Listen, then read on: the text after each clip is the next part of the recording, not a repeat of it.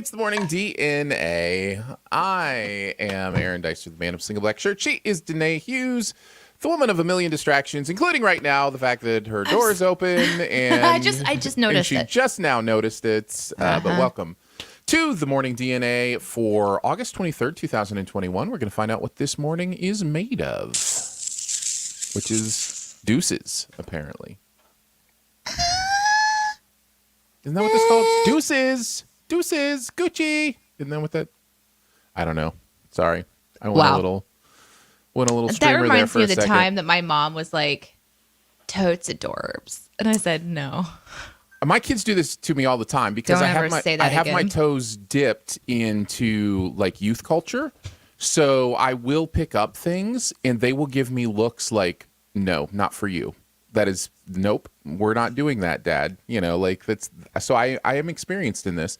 The most recent one was my son was wearing a Among Us hat or something like that. I said, that hat is so sus. And he's like, no, Dad, nope, sorry. You're not invited. It's like, all right, whatever. Yeah, you have to be careful. I know that's going to happen with my kids someday. Who knows what language is going to devolve to. Devolve. No, By yeah, then. it's not evolve, it's devolve, huh? Our way was the best way. Now kids are ruining it. I want to show you this picture here at the top of the show. So Iris loves to draw, as we all know. Mm-hmm. And so for those of you who are not remembering, she's not quite 4.5. And so she really likes to take one color and just saturate. Yeah. So as always, I look at what she's done and I say, "Wow, Iris, that's really neat. It's a beautiful wine glass." She goes, "Mom, no, this is dangerous. That's a tornado and that man's going to suck up into it and die." It's like, oh my God. Iris, it is a tornado. Yeah. Iris, your art is very dark. Very, very dark. Yeah. Wow. Yeah. I was poor dead tornado guy. Yeah.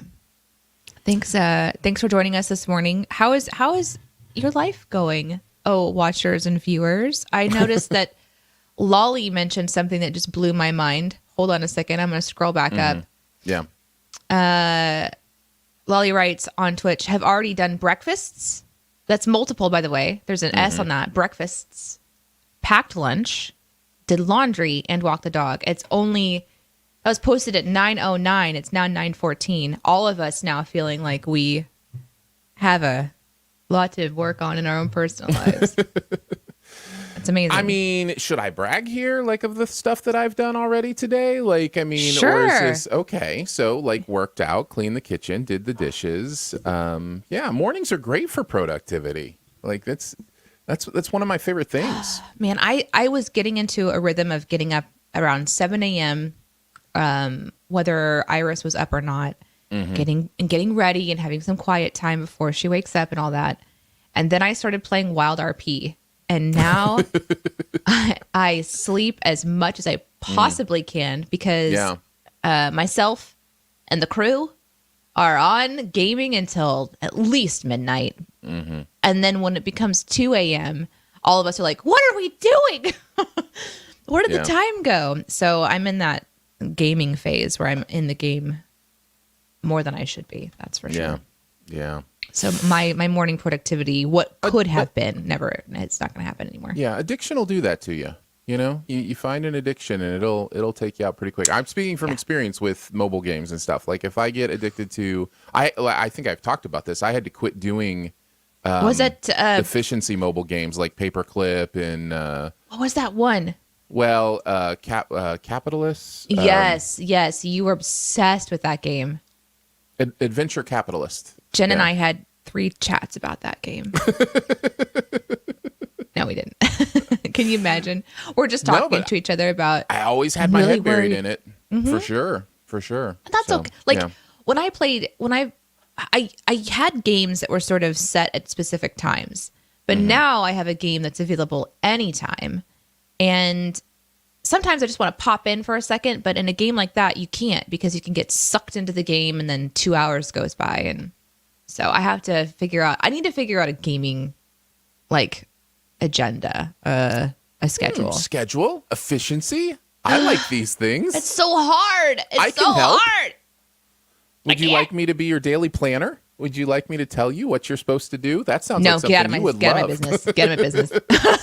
Instantly. Instant you're anger. Doing this. Go away. Get away from me. Slab says I had to get up at 9. That's right. Only because I had to get Slab Jr. ready for school from home. Mm-hmm. She's now under quarantine. Oh, yeah. Otherwise, I would have slept in until the show started. Ugh.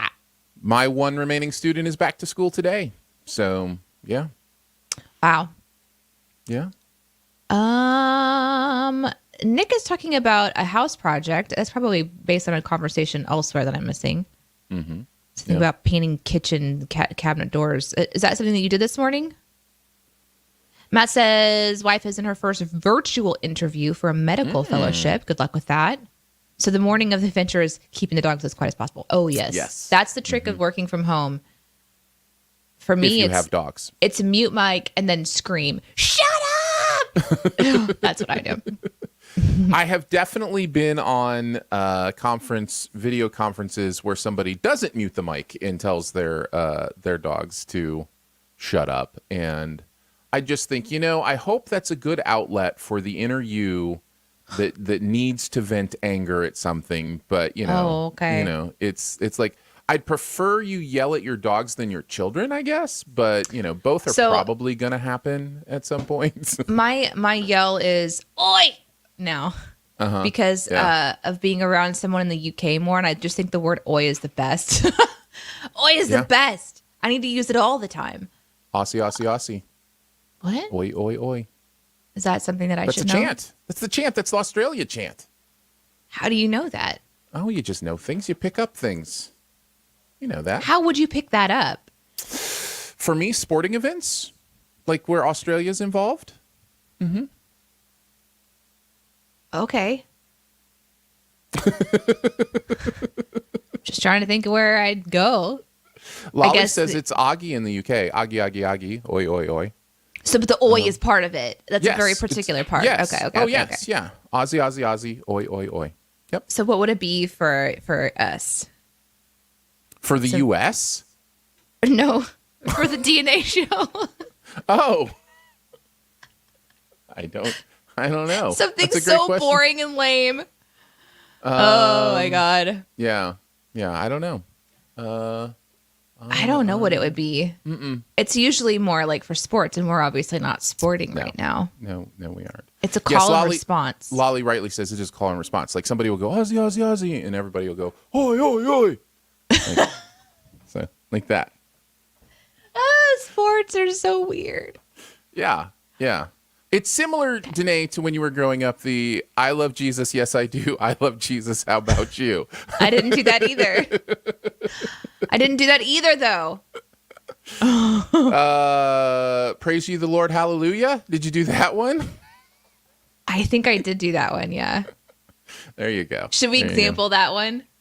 Hallelujah, hallelujah, hallelujah, hallelujah. Praise ye the Lord. No, I cannot do it. Like, I started laughing and my voice just went totally out. Uh-huh. Holy crap. Yeah, years of VBS just streaming back on that one. Well, you want to shoot it, though, today? Yeah, let's do it. All right. We will do the DNA and U, D topic, A topic, and as many U topics as we can get through today. So be thinking about questions you might have for us or topics you want us to talk about. We will have to stay on a succinct schedule because we have to record another show directly after this. Yes. So we're going to stay focused today. We're not going to be going long. We'll probably keep it just another 40, 45 minutes or so, just so you guys know. Mm-hmm. So we'll breeze through our topics and then get to your you questions. What do you got? Well, I had a very interesting thing happen this morning, which prompted this question to come to mind, chat, which is, what odd thing did you believe when you were a kid? Maybe it was something that made sense in your little kid brain, but is absolutely ridiculously wrong. At so some we're point, not talking about like religious indoctrination. Nope, we're not going into that deep conversation.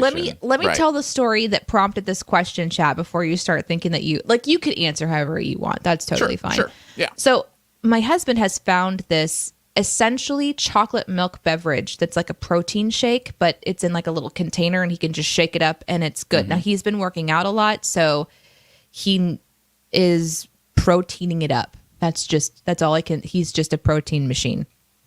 And that rhymed. That's so funny. And so this morning, he decides to give Iris a little sip of this beverage. He was very specific that it was just a little bit, but it is chocolate flavored and it does appear to kind of be chocolate milk like. Okay. So Iris comes into the bedroom and she says, first she says, Mama, Daddy gave me an energy drink. And I was like, murder. Dad, you're gonna die, sir. Like, what are you talking about? He tells me what it is. She says, I'm gonna be so strong now. And I say, Iris, you're already very strong. She's like, I'm gonna be even stronger. Justin says, this is good for your bones. I have the strongest bones. Watch what I can do now. And she leans down and she picks up a really hefty laundry basket that's filled with laundry. She huffs and puffs. Oh, I know she's doing this thing. It's adorable. It's like her spinach. It was amazing. And so we're kind of like, oh, wow, you are strong. And then she says, I can do even more. And she goes over and we have this bench that's at the end of the bed. And she just like lifts it up. It flips over. She starts destroying the house. I know. She literally she destroys this. And she's like, look how strong. Yeah. And I'm like, whoa, babe. She's like, I'm going to do more. And she runs out of the bedroom to go find things to lift because now she's this really strong chick. I think this is adorable. We think this is adorable. It's amazing. As long as it ends with her like whipping Justin back and forth going, puny God. I immediately thought about something that I believed when I was little, which was that here's the story that kind of like comes to the forefront of my mind. I was with a group of kids and adults, and we went to some place called the Nature Center where you walk around this nature trail. So before we leave this building that's at the top of the hill that sort of contains interesting facts about nature and various stuff like this, there is a bathroom and there's a water fountain. And so, of course, the adults are shuffling all the children to go to the bathroom before we go on the trail. And I was waiting in line for the water fountain, and I was getting in trouble for it. And I just was very stubborn. I was like, I'm getting water first. And they're like, you need to go to the bathroom. And we were having this back and forth.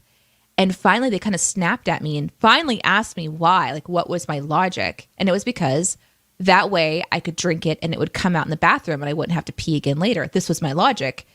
And then it was explained to me that it takes water a long time to be processed, which blew my mind because I always thought once you drink it, just kind of like goes straight through. Just like a straw. If you pour water through a straw, it comes out the other end right away. Also, hello, you're surrounded by adults who say that water will go right through you. So just keep that in mind. Some confusing mixed messages. Anyhow, it blew my mind that day. And it got me thinking about Iris's situation, had me thinking about my situation. And I'm going to have many more of them because she's still just, not even 4.5 years old.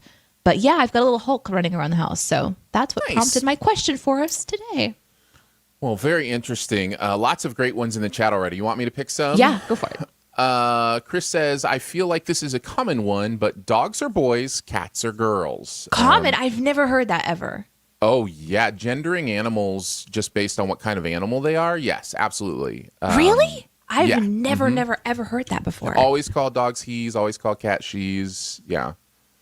Because I think probably because it's not immediately obvious, especially to a child, what the difference would be. And, it's not really like hidden on dogs and cats, but it is kind of hidden on dogs and cats. So it's definitely more difficult to. Right. Yeah. Yeah. Yeah.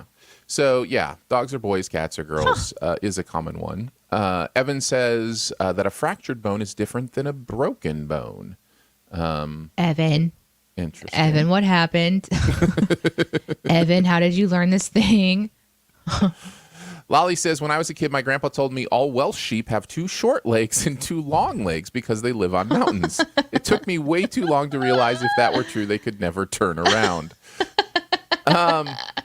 This falls into a category of maybe some of these common ones, which is just lying parents and grandparents. Oh man, just like trolling their children. I loved those days on the show, on the radio show, and we would get people calling in. Those are so fun. This is not something we've ever done. We just made a choice not to like troll our kids or lie to our kids about stuff. But I totally get like that, why people think that's funny. So yeah, those were some fun stories. Nick's is great. Nick says, I thought that Sherlock was a title for detective in England. I had no idea that was his first name. I think so, like, I did there was too. Sherlock Holmes, Sherlock, Smith, Sherlock Whittington. Montgomery. That's a good one. That is a good one. I like that one a lot. Joker says, Popeye taught me as a kid to always eat your spinach. So I ate my spinach, and I still, to this day, cannot knock out Bluto with one hit or make a train sound with the corncob pipe. It's unfortunate. It's so unfortunate. Yeah, I really can't think of any right off the bat. I have a terrible memory of that kind of stuff. Slab says Iris is Bam Bam. Confirmed. Do you remember Danae when she was younger that we would play like shoot the ball game, and anytime it would go in, I would go bam, and she would laugh so hard. Oh yeah, I do remember that. Yeah. Bam Bam. Yep. Uh-huh. Yeah, that's interesting. Maybe that should be a nickname. Bam Bam. Although I can see with Iris, if you try to give her a nickname, she would very much be like, "No, my name is Iris. That is not my name. My name is Iris. That's right. My name is Iris." She's very particular. She's very direct and particular. Yeah. She says this now. I'll give the example of what she did just the other night. She says, "Mom, I'd like to take my bath toy to bed, but before I go to bed with my bath toy, I'm going to dry it off and empty it of water. Speaking of which, it's empty now and I'm in the bath and I would like to put water in my bath toy. Is that okay?" Speaking of which, sure, yeah. Child, yes. Yeah. Yes, my little language absorber, please proceed. I know, I'm sure there are things that my parents or even siblings could tell you that I believed. I don't have a great memory for my like young childhood, and so it's hard for me to remember things I believed back in the day. Yeah. For some reason, says Elizabeth, I believed every time we went on a street with a state that we were in that state. So like Missouri like Michigan Street. Avenue, yeah. Oh my gosh. That reminds me of one. I used to wonder what the up arrow meant, which is forward, obviously. Mm-hmm. But I would always look up until my parents asked me about it one time. Why are you looking up in the sky? Where is the road? I am so confused. I do have a great story in this category from a cousin of my wife or cousins actually of my wife that I think, Danae, you have heard. I think I've told this story on the radio before. Yes. And this blows my mind to this day. But my wife has twins that are cousin twins. And they, every time they would take a bath, Mom would stand one of them up on the toilet, dry them off, take them down, put the other one up on the toilet, dry them off, take them down. Found out, I don't know, I'm going to say about 5 years ago, one of the twins still stands on the toilet to get dried off after her shower. Because she thought that's what you were supposed to do to keep the floor from getting wet, is that you would stand on the toilet to dry off. She is in her 20s, getting out of the shower, climbing onto the toilet, and drying off. Now, it bears to be said these are very petite twins, so it's something that she can do. Man, but it was just like, it just blew my mind. Can you imagine, just that thing that you had no clue why? It's just something you do. This is just a tradition. This is just what happens. This is how you do it. It's like Taco Bell on Sundays. What? Not everybody does that? Listen, if I had to stand on the toilet to dry myself off after the shower, can you imagine? I would be dead by now. Let's just be honest. Head trauma. This one's from Slab. The standard gum stays in your stomach for 7 years, and eating watermelon seeds cause them to grow in your tummy. Yeah. Mm-hmm. I remember my grandpa telling me about the watermelon thing, and I was absolutely terrified. Yeah. I was so afraid of eating watermelon until my mom told me that he was just kidding. And then I had to be convinced that he was just kidding enough times that I went back to being able to eat watermelon. I don't think I'm very gullible. I don't remember believing any of that. Like, I remember being told that, and I was like, no, that's not true. Oh, man, I wish. I'm so gullible. To this day, I'm gullible. It's one of the reasons you're like, working with you is a lot of fun, Nate. And I'm like, why is that? And you're like, because the word gullible is written on the ceiling, and I look up. That's me.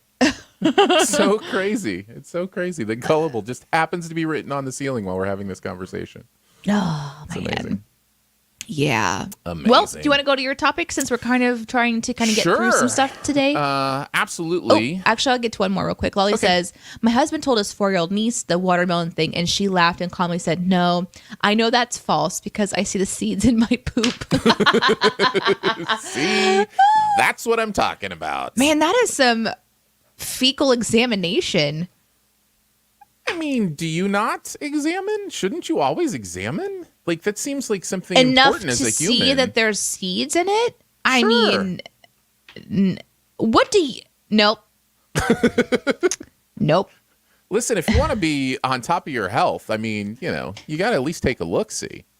Taking a look-see versus examining for seeds are very different things in my mind. I'm not getting out medical instruments. I'm just saying. So you take a crap, you put on surgical gloves, you get every time a little poop scooper. This is just what you do. I was taught as a child. Yeah. You get a little I am so glad that there are certain several people tests that you run. Not in our chat today who are like fecalophobes. Sure. Yeah. Anyway. It happens. All right, we'll move on to the A topic. Thankfully. When is a time you haven't been your best self? Good question. Great question. Love this question. Skip! I think this is really important because I know personally, and I think just as humans, we have this tendency to paint ourselves in the best possible light. And I understand that. I appreciate that. I want people to think I'm a good person. I want people to think, good things about me. Like, I totally get that. But I think it's so important that we share with each other those times when we mess up, when we make a mistake, when we do something and afterwards go, man, that was the wrong choice. I was not a good person there. I was not my best self there. Because that's how I think we can identify with each other and continue to learn from each other. This comes from a story this past weekend. And this is very rare for me. You mean very rare because you don't make mistakes, or? Yeah, this is the only mistake I've made probably in the last decade. But yeah. No. What I'm saying is it's rare for me to make this mistake. I make plenty of mistakes. But this mistake involves being in a hurry and being stressed. And I just don't get in a hurry or stress that much. But I was trying to make a movie showtime and was in line at a drive-thru. And it was a dual line drive-thru, and it did that thing where they had one person on one line and two people on the other line taking orders, and the other line was just zhong, zhong, zhong, and we're like, So I, of course, am spot checking the person I pulled in with, right? That's right beside me. They are out of the parking lot with their food, and I still have 3 cars to go before my order is taken. Like, it is that drastic, and I am getting more and more frustrated, and just like it's starting to kind of boil inside of me a little bit. Again, this is not something that is common with me. Like, that's not necessarily a common feeling. So I'm thinking, when I get up there, here's what I'm going to do. I'm going to tell the drive-thru attendant, for their own good, just so they know that this could be frustrating to customers, and I'm going to let them know that this is an inequity that they should probably resolve, right? I'm going to say this is me telling myself, I'm going to say this in a way where it's win-win. I get to express my frustration, they get to learn, they get to grow, everybody's happy. What I didn't take into account was my emotion. What I didn't take into account was I was frustrated, I was angry. What is that going to sound like? And I feel like after I said my piece and pulled around, that I had just yelled at this poor, young woman in this drive-through line. And I just, within 30 seconds, I'm thinking, you were terrible. That was terrible of you. This is not her fault. She has nothing to do with this. You just made her feel so small. So I'm having all this, like, I was just not my best So by self. the time you got to get your food, you're like sobbing. You're like, please talk to the manager. Cause no, I was still frustrated even by the time I pulled out. I was already having those thoughts, but I was still frustrated. It was only later that day I was like, I need to call the restaurant. I need to I need to have somebody pass on a message. I know you. You're the kind of person that would like get through the drive-thru and then go back into the line just to have a conversation with someone and hold up the line behind you so that you could have an apologetic chat and be like, hey, this is important. You can wait, doing the very same thing that had been done to you to other people, but for a good reason. I don't feel like I yelled. I don't feel like I said anything demeaning, but my tone, and here's the other thing that I forget and I'm not aware of sometimes, my presence is already intimidating. And if I put on an angry face and which we just don't see. Like I assume it can be scary. And that hurts me. Like I would hate for somebody to give somebody an experience where they were like, this man is, putting me in danger or that kind of thing. So I don't think that's the case. I'm probably overblowing it, but I did feel like it was important to say because that is a situation and an experience that for the most part I would hide, right? I would say, okay, mistake made, learn from it, don't do it again. But I think there is something beautiful about publicly saying, look, I'm not my best. I was. I really believe in that moment I was a jerk. In the moment, you maybe were not at your best. I think I was. And it's unfortunate. Aaron X76 says, true, Aaron, but you recognize it, which gives you the chance to improve for next time. Yes. And I understand that, but that doesn't change the experience for that young woman. And so, like, there is some, like, I'm still wondering if I need to, like, call and pass on a message or something like that. But wow. Well, if it's bothering you that much, I would say to do it. But then you know what? That's still it's for you. It's a closure for you. She might not need it. There might be a reason that things weren't going well. She may have experienced 3 or 4 worse things in a drive-through line that day. Like, I know customer service is a battlefield, right? But yeah. So anyhow. The dogs have something to say. Hey, oi! There you go. I'm doing it. Oi, oi! How was that?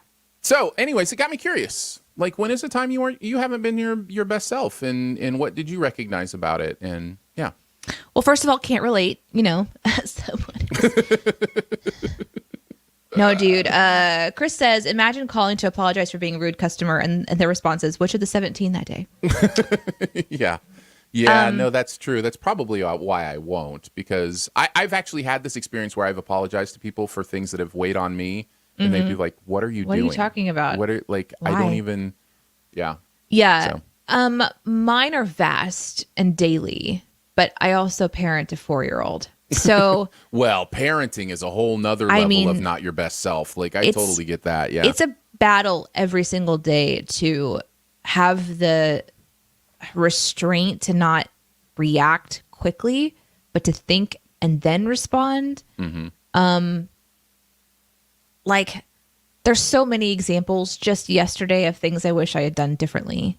And I think the approach is really similar, is when you realize that you've done something that you don't want to define you, or you don't want to repeat that pattern, that you do the awkward thing to break up the pattern itself, which is to address it publicly. And I'm not saying like go to Twitter. I'm saying you go to that person and you actually say out loud what you feel you've done that you want to, do differently. And I do that with Iris too, which has been a really interesting experience because I talk to her like she's a full adult, which is one of the reasons that she can really process things and do problem solving. We sit and we talk through a lot of what she's experiencing and I'm experiencing. Just the other day, I was asking her something and I said, well, can you tell me more about how you feel? And she thought about it for like 20 solid seconds. And she says, I think I feel scared. And so we talked about those things. And I know that I'm getting it right in a lot of ways, but I'll go to that next level of depth and apologize for my behavior to her sometimes when I really feel like it's something like, I just don't want that to be something that defines my parenting style with this person. I think that's what it comes down to, is you as a person, the person that you want to be, when you're not that individual to someone that you care for, whether it's in your family unit or strangers, you kind of, there's these moments that you can reflect on and say, this isn't what I want to be. This is who I was in that moment, but it's not who I want to be.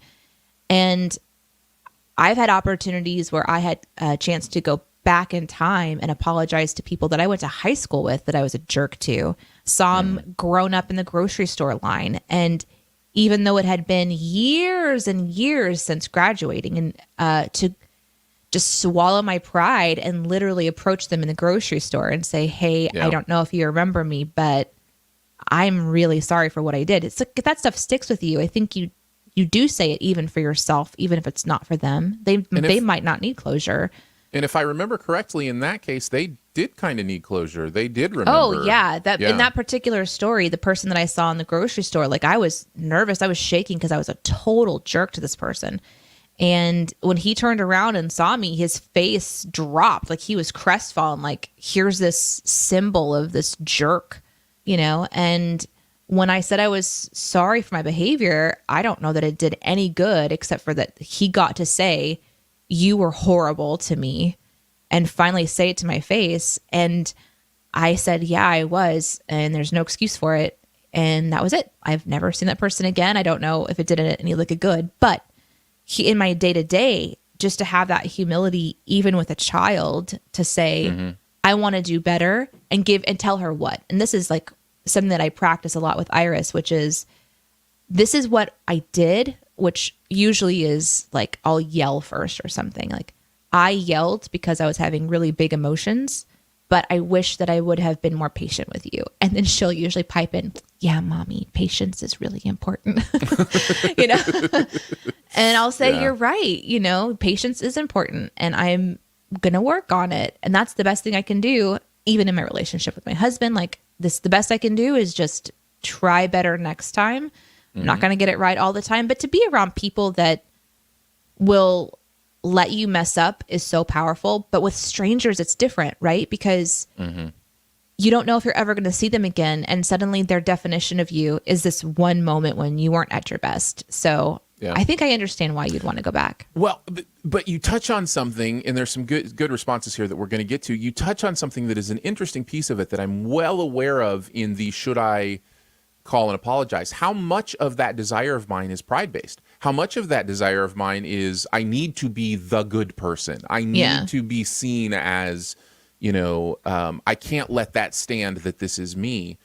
When maybe it's okay for me to deal with, you were human, you weren't your best self, you made a mistake, that was not the best way to handle it, but that is you, let it ride, and somebody has now a different opinion of you that you don't like, and that's okay. Like, you can live with that. That's okay. Like, there is part of it that I have to be aware of in myself of, is it a prideful thing? Is it I need to be seen as Mr. Nice Guy? I need, how much of it is that, like, self... Yeah, from outside looking in, we've known each other for so long, I wouldn't think that it would be very pride-based. I think you probably at this point would want to be an example to them of someone who can do this, someone who can go back and say, I don't even know if you remember me, but I did this thing, and it's something that you shouldn't have been talked to that way, even if it didn't come across like I think it did. I know you were trying your best, even if it's a drive-through situation. I mean, there are moments in my life where someone has come back and said something to me like that. Like when I used to be a waitress and waited tables for years, there's so much frustration that comes around waiting for food. Let's just be honest. Yep. And I've had people come back and apologize. And it was like, wow, thank you. Thanks for being that kind of a person. I'm fine, but thanks, for seeing me as a human being, that I'm just doing my best. So I don't know. I can see you going back and like bringing them just that example. That's the kind of that defines you more than let's see. Chris says, he already said that one. Joker says, I'm usually not my best self in traffic. Yep. I have been told I have the patience of a saint, but for whatever reason, my tolerance meter goes way down when I hit the road. Slab says, I'm still waiting for my best self.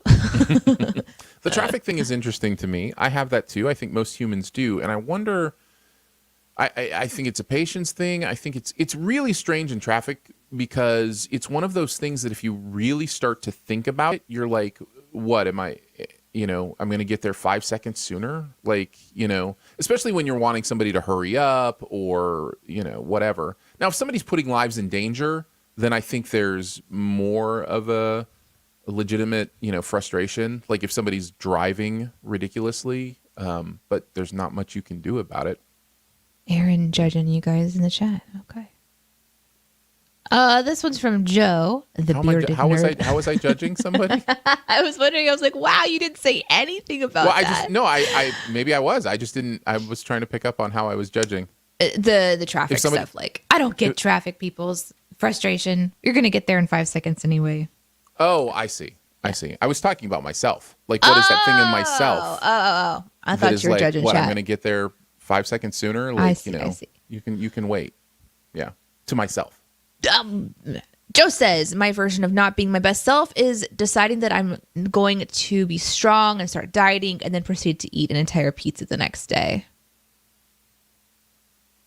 Podcast listeners, Aaron is having a quiet moment of reflection as this hits home and is nodding and pointing to himself as if that's saying, me. that's... Yep. I know that one quite a bit.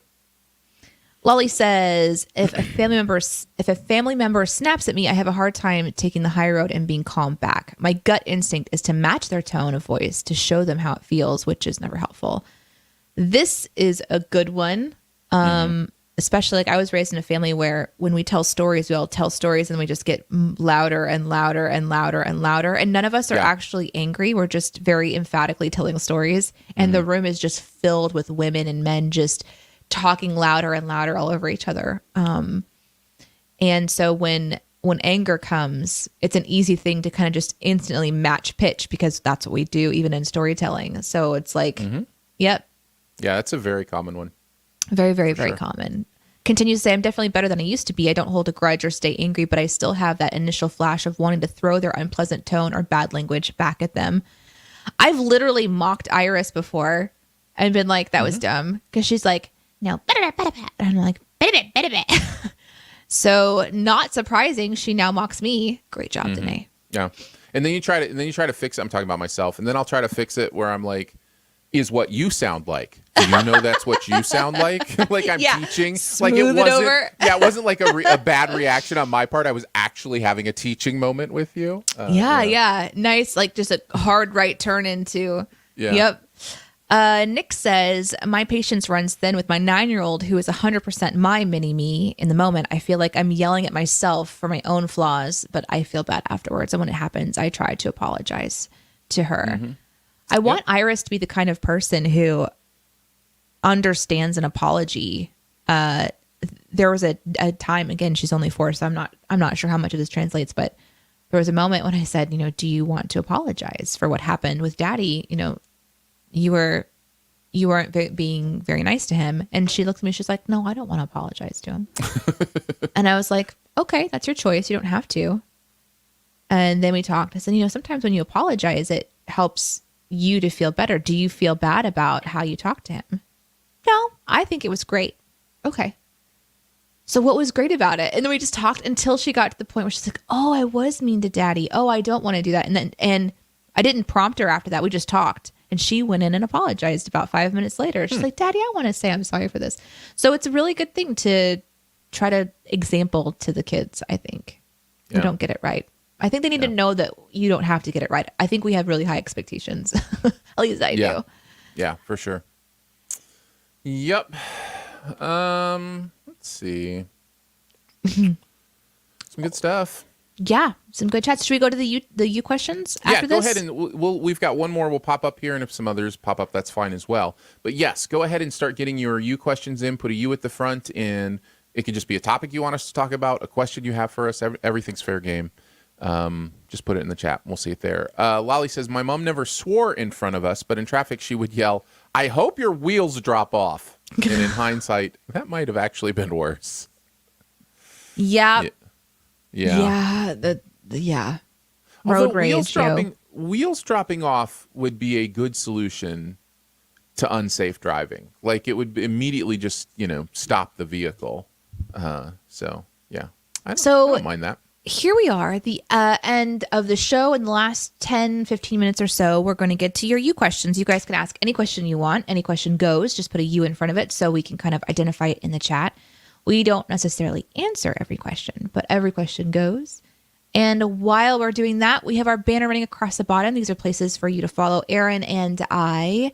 And we'll talk more about that before the show ends. But yeah.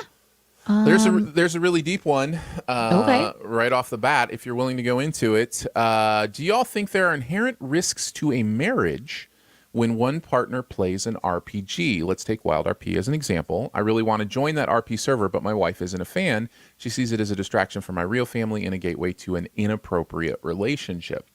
You touch on a lot of things there. Mm-hmm. That's very deep. And obviously you know your marriage more than either of us do. Like, you know, we're flying blind here. So we're going to talk in broad strokes, broad terms, you know, and from our own personal experience that may not apply directly to your experience.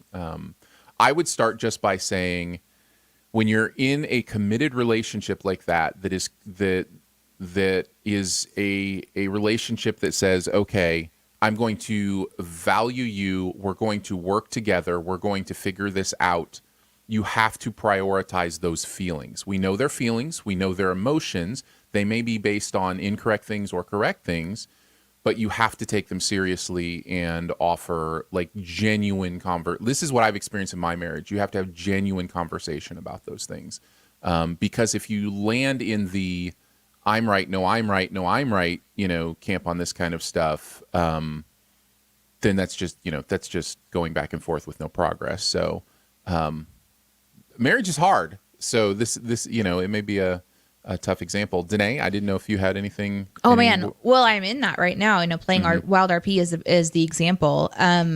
You know, you have to have a really straightforward conversation with your actual like real life person in your life. And if they're saying, I'm uncomfortable with you doing this thing because it's going to trigger me in this way, there's a conversation that you can try to have if this is something you're really passionate about and you really want to try, and create some boundaries and some rules for the character that you build for reasons why they wouldn't be involved in romance RP, for example. The other thing about Wild RP is that there are romance rules. Like there are actual boundaries that the game itself gives, because it's not a romance server, it's a game server. The purpose is not to go into the game and find romance, but it does happen. Characters do have connections, and people do build in, you know, marriage storylines or relationship storylines or love storylines, and it is a common thread because the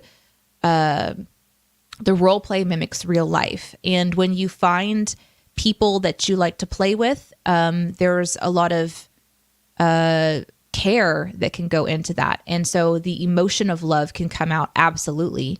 But you get to define what that means for your character. And so that's something that you can talk about if you really wanted to play. But I think my advice would be, if you're starting off on an adventure where the person that you're living with, that you are married to, is really nervous about that, to spend a lot of time in that relationship before you build a character that's trying to build to kind of address things. Because at the end of the day, Wild RP is a lot of fun.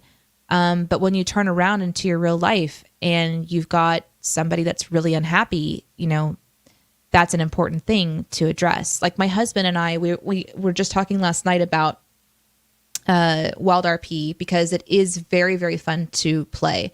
And I've given it a lot of my attention as I've been kind of getting into it. I'm trying to figure out, in my puzzle brain, I try to figure out a couple of things, like what's my gaming schedule? What am I wanting to experience in this? What story am I crafting? Because for me as a creative outlet, Wild RP is really fun because I am a creative person and I love to create story.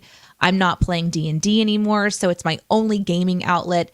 And it is one of the most immersive outlets that I've ever experienced. And it is very addictive because it is so immersive and you just want to go back in. The fear of missing out is the most intense FOMO I've ever experienced in my entire life. So I do need to build in some boundaries because the addictive part of me just wants to go play. Plus, I found a really great group of gaming friends. And so I see when they're on and I'm like, I want to go play. So I have to have very real conversations with my online friends and my RP partners, whatever our storylines might be, and my real life partner. And I cannot, and myself, and say, okay, I want an outlet. What can I have that feeds my soul, that feeds my excitement and my gaming brain, that makes me happy and feeds me, but also doesn't compromise the most important people in my life? And it is a hard conversation because it might end up being that you just have to say no for a time until you're ready, you're both ready. And it might be a hard conversation because you decide it's something that you want to do for yourself. The last thing I'll say is, if your partner is willing, cross those bridges when you get there. Be open. So if your RP turns into something that you now know what her triggers are, if the RP continues to take you to those triggers over and over and over again, maybe it isn't the best space for you, right? Like, but I don't know that romance is something to be too concerned about personally, because you should have all respectful, specifically on the Wild RP server, very respectful people who, when you message them out of game and say, this is a romance zone, like if you want our characters to quote unquote get married in the game, it'll just be something that is unspoken and not role played out. You'll probably find people that would be completely willing to do that for the sake of the story and just spending time with your character if they really enjoy it. So just expect to have a lot of communication. Do not do it unless you are willing to have very direct conversations with your actual partner and your role play partners. That's my biggest advice. You're almost dealing with two separate issues that you have to work through. One is the time commitment. One is you're getting lost in a fantasy world. What about the real world, right? And the other is the inappropriate relationship, as you call it, in possibility. And I think, what does that mean? What does inappropriate mean? That's a definition you need to have with your partner. Like, what is to you guys an inappropriate relationship? That's a really important thing to know. That's an important life thing. That's just not just a role playing thing. That's an important conversation to work through with a significant other about relationships with other people, male and female, and when that turns to jealousy, when that turns to why do you enjoy time with them more than with me? Like there are a lot of different conversations and processes you'll have to go through. I just say keep working at it, keep going at it, and both of those conversations are worthy of having because relationships are worthy of cultivating. Yes, if you have found someone that you want to commit to for your life and want to work things out with, and that's what love is. It's working that stuff out and figuring it out. So, Yep. Honesty is not easy. But if you're just doing it diligently and with as much care as you can, hopefully it goes well. Thank you for the question. That's a really good, deep question. Especially, that was a good, deep one. It kind of took up most of our time. I think we can hit. No, let's do more. Because there's more. Show's going long.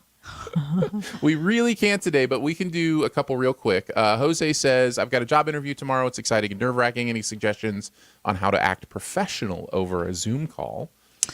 Yeah. Just stay focused to make sure that you don't do the thing where you look over and grab your phone a couple times and just check it. Just be completely in the moment. I try to make eye contact with the camera, even though I'm looking at the screen. Just every once in a while, just look up at the camera. When they ask you a question, answer to the camera. And I think that those are ways to be professional. Take care of any technical stuff before you join the Zoom. Like do a practice Zoom with someone and make sure your sound is good and your video is good before you actually go to the Zoom. Yeah, all that's good stuff. This one's another question about RP. Hi, Sadie. Hi, Ken. I was curious if you enjoyed Spotlight that Vertigo has put on the RP server and specifically your character. I noticed you don't really stream your RP, so that was more of an escape for you. And now you've got an influx of fans who want to see content. This is a great question. I actually am going to start streaming more, I think, reflections on where I'm playing back scenes and commenting on them and commenting on how I was feeling during those scenes or things that were happening in my mind. But you're right. I don't stream my content. I still am keeping the story for myself. I kind of want to be a little bit more in control of who sees what and when, for a lot of reasons that I won't go into all here right now. But to answer your question, I love the Spotlight, the Vertigo. He actually messaged me just yesterday because, storyline stuff and just trying to see if we can even match schedules again, which is a big part for me. I can't be a big time streamer. I would love my job to be playing Wild RP full time, believe me, but it's not. I have other things I have to do, and saying no to when he's on is really hard. He actually messaged me yesterday. He's like, I'm going to be in game. And I'm like, I'm not. And that was a really hard thing to say.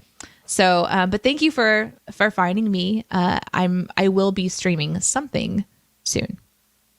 All right, one last one. Nick says, we took our 3-year-old to their first movie theater trip this weekend, Paw Patrol. Loved it and cried when we wouldn't let him stay and watch it again. No. What was your kid's first theater movie? Iris hasn't been to one yet. Yeah, she's never been to the theater.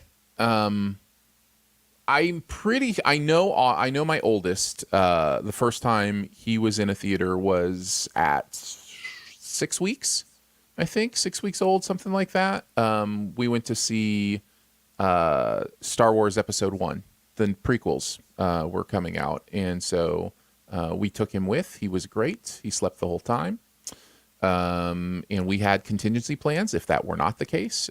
We knew exactly what we were going to do if he woke up and was not happy. So yeah, that was his first time in a theater. As far as their first memories of movies, can almost guarantee you it was whatever Pixar movie was closest to their birth. Yeah. Pixar Day was our family holiday. So whenever a new Pixar movie would come out, all of us would go see it. So That's awesome. Pretty sure it was probably whatever Pixar movie. Don't feel bad for your question, Aaron. It was a great question. We love that stuff. On a typical day, we would just keep on going. This is just a weird day where we have Today to be done is 3 a weird minutes one. ago.